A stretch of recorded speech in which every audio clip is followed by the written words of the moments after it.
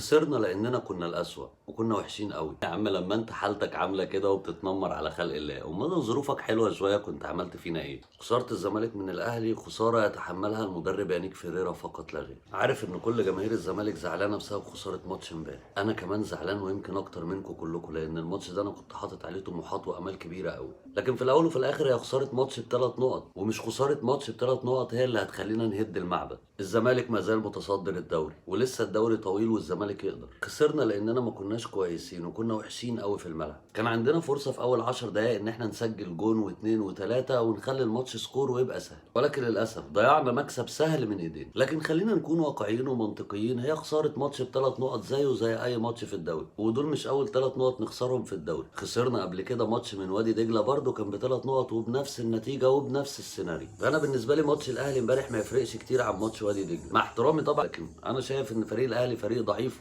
وامبارح كان في ايدينا نكسب مكسب سهل، ولكن احنا اللي ضيعنا المكسب السهل ده من ايدينا. وببساطه من يتحمل مسؤوليه الهزيمه امبارح هو يانيك فيريرا. خلينا نكون واقعيين في نقدنا وبلاش نبقى زي ناس تانية مجرد ما يخسروا ماتش يهدوا المعبد على الكل. يانيك فيريرا امبارح يتحمل مسؤوليه الماتش، انا بشوفه مدرب جبان، سوري يعني في الكلمه، بس انا ما بحبش المدربين اللي من النوعيه دي، ما بحبش المدربين اللي بتخاف. يعني انا بادئ الماتش كويس، مضيع فرصه واتنين، سجلت جون في اول نص ساعه وكنت راكب الماتش وحالتك حلوه، ما كانش له اي مبرر التراجع اللي حصل في الشوط الثاني. ومش طبيعي انك هتفضل تدافع قدام الاهلي 45 دقيقه من غير ما تستقبل اجوان او قدام اي فريق تاني. حتى تغييرات يانيك فيريرا امبارح كانت متاخره قوي واغلبها مش صح، فعشان كده بقول لك هو يتحمل مسؤوليه الخساره امبارح. لكن ده مش معناه ان احنا نصحى النهارده نلاقي في حمله معموله على ان الراجل لازم يمشي والزمالك عنده مشاكل في يوم وليله بتهد الاستقرار اللي انت بادئ بيه الموسم وعايز تصدر كل المشاكل للفرقه. لا، لسه بدري والدوري لسه طويل. وزي ما بننتقد يانيك فيريرا في ماتش امبارح، ما تنساش الاشاده اللي كنت بتشيدها له في ماتش المصري والاداء العالمي اللي كان عامله مع الزمالك. خلينا ننتقد ونعمل وقفه، لكن ما نهدش المعبد. حقيقي انا مقدر زعل جمهور الزمالك اللي انا واحد منهم، واللي انا زعلان اكتر منكم كلكم، لان زي ما قلت لكم الماتش ده انا كنت حاطط عليه امال وطموحات كبيره جدا. يمكن من كتر زعلي امبارح كنت عايش في حاله نكد مش طبيعيه، خلتني حتى ما قدرتش اعمل فيديو او اتكلم، وما كنتش ناوي اتكلم بصراحه، بس اللي شايفه حاصل خلاني اتكلم. هم ما صدقوا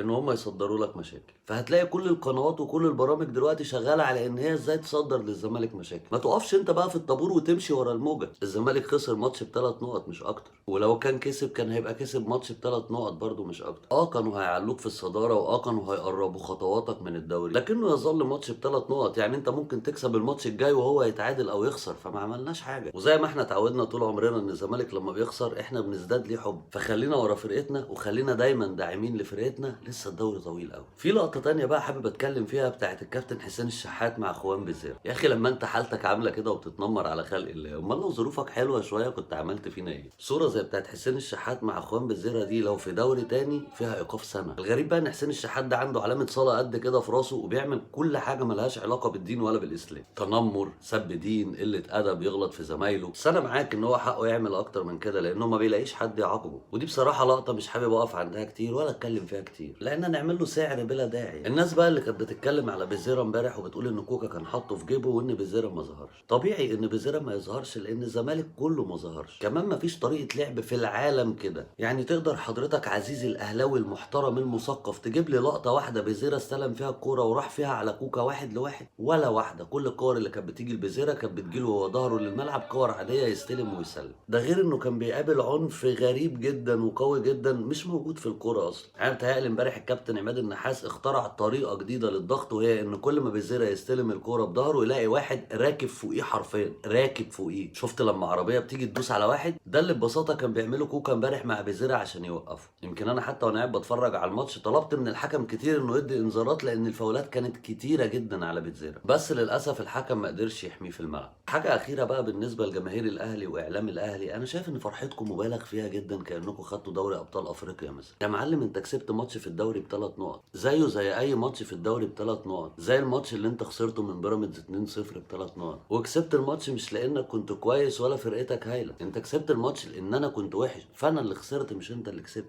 يعني الزمالك امبارح لو واقف على رجليه وفايق والمدرب ما خافش كان يكسب 2-3. لكن خليني اواجهك بالحقيقه اللي انت عارفها وبتحاول تعمل نفسك مش شايفها. فرقتك مستواها زي الزفت، والاهلي مش جامد ولا حاجه. وصدقني لما بقول لك ان فرحتك مبالغ فيها، بس ده بيدل على عدم ثقتك في نفسك وفي فريقك. والفرح الفرحه المبالغ فيها دي لانك كنت رايح الماتش ومتاكد انك هتخسر، فالمكسب اللي انت كسبته ده خلاك مش مصدق نفسك. وعلى فكره انا بقول لك فرحتك دي مبالغ فيها، لان انا لما كسبتك الموسم اللي فات 2-1 بجونين سيف الجزيري في نفس الدوري ده، وكانت الظروف شبه نفس الظروف دي، طلعت وقلت برضو على الفرحه والاحتفالات بتاعتنا ان هي مبالغ فيها وملهاش داعي. فتقدر تقول لي دلوقتي ايه الداعي للفرحه المبالغ فيها اللي انت فرحانها دي؟ اخر حاجه بقى عايز اقولها، ان انا عجبني جدا امبارح منظر جمهور الاهلي والزمالك في المدرجات، وعجبني جدا اللي عملوه في قناه الاهلي امبارح، سواء الاعلان اللي اتعمل قبل الماتش لنبذ التعصب، او البث المشترك اللي اتعمل بين قناه الاهلي وقناه الزمالك في الاستوديو التحليلي لاول مره في التاريخ. خلينا متفقين ان هي خطوه كويسه لنبذ التعصب فيما هو قادم، بس اتمنى يستمروا يعني، لان انا بصراحه اداره الاهلي بالنسبه لي ملهاش امان. من سنتين الكابتن الخطيب جه زار الزمالك جوه النادي، بعديها بدا يشتري لعيبه الزمالك كلها. فانا اتمنى ان الحوار اللي اتعمل في القناه امبارح ده يكون نيته سليمه فعلا لنبذ التعصب، ما تكونش مسرحيه جديده بتعملوها عشان بترتبوا لحاجه تانية، لان انا عارف ان نواياكم مش سالكه. تعليق صغير بقى للكابتن ايمن الكاشف محلق المباراه. يا كابتن ايمن، مع كامل احترامي لشخصك الفاضل، لكن حضرتك لو هتشتغل محلق فيا ريت تشتغل في قناه فئويه، يعني تكون تابعه لنادي انت بتنتمي له، لانك لا تصلح للتعليق على المباريات في قنوات محايده، لانك ببساطه بعيد كل البعد عن الحياد او المهنيه. لو انت اهلاوي واهلاويتك طاغيه عليك قوي كده، فانا انصحك تروح تعلق على اعادات الماتشات في قناه الاهلي، اشتغل يعني مع الكابتن شوبير. اخر رساله وهي تحيه حب واجلال لجمهور الزمالك العظيم، اعظم جمهور على كوكب الارض. انتوا السند وانتوا الداعم وانتوا اهم حاجه للزمالك. طول ما جمهور الزمالك ورا فرقه الزمالك، الزمالك هيفضل فوق. ادعموا الفرقه وما توقفوش في الطابور وتحاولوا تهدوا المعبد. في ناس كتير من مصلحتها ان الزمالك يقع، مش هيقدروا يعملوا ده طول ما انتوا في ظهر الزمالك. لسه المشوار طويل. ماتش امبارح هو ماتش ب3 نقط زيه زي اي ماتش في الدوري. ان شاء الله الزمالك قادر انه يعوض. الزمالك لسه عنده ماتشات كتير هيكسبها، وان شاء الله الاهلي هيتعثر في الماتشات الجايه هو وبيراميدز. كمان ما تنساش انك لسه هتلاعب بيراميدز ماتشين وهتلاعب الاهلي ماتش تاني. الدوري لسه طويل ولسه في ايدينا. خليكوا ورا الزمالك يا اعظم جمهور في الكوره.